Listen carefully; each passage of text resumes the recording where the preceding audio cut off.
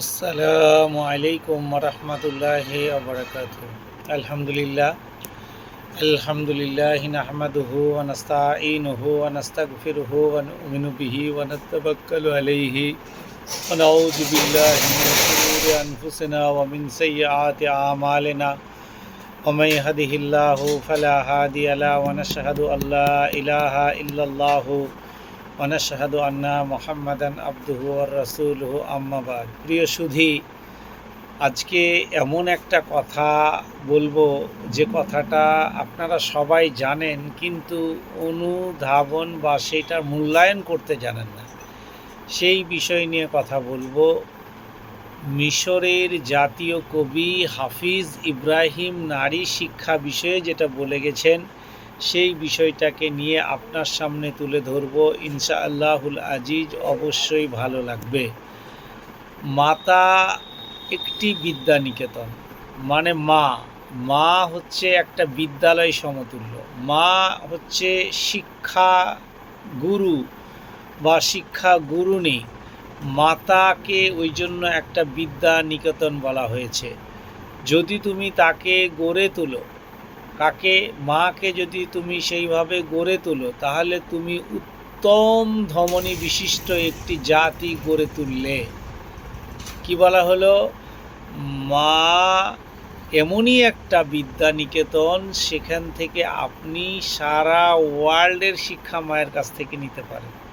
তাহলে মা হচ্ছে সর্বকালের সেরা বিশ্ববিদ্যালয় বা সেরা বিশ্ববিদ্যালয়। মাতা একটি উদ্যান, ফুলের বাগান। মাতা এমনই একটা উদ্যান, মানে কবি হাফিজ ইব্রাহিম নারী শিক্ষা বিষয়ে যে বিষয়টা বলেছে, আপনাকে বললে আপনি অনুভব করবেন।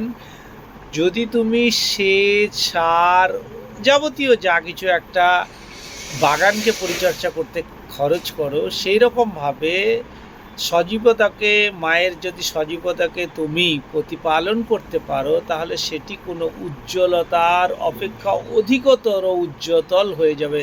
মানে এত উজ্জ্বল হবে যদি তুমি সেটাকে স্বচ্ছভাবে সেবা যত্ন করতে পারো। 3 নম্বর বিষয় নিয়ে আসছি।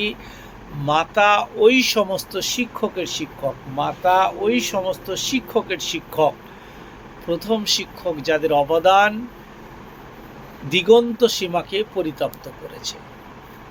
তাহলে মা নিয়ে যেটা কথা বলা হলো, সেটা যদি আপনি ভাবেন, তাহলে আপনি বুঝতে পারবেন মাতা এমনই একটা মূল্যবান জিনিস। মাতা একটি বিশ্ববিদ্যালয়ের থেকেও বেশি কিছু। একটু অনুভব করলে বোঝা যাবে। মিশরের জাতীয় কবি হাফিজ ইব্রাহিম নারী শিক্ষার প্রতি অনেক কিছু বলে গেছেন, তার ভিতরে মাতাকে নিয়ে এই একটা ছোট্ট কথা বলা হলো।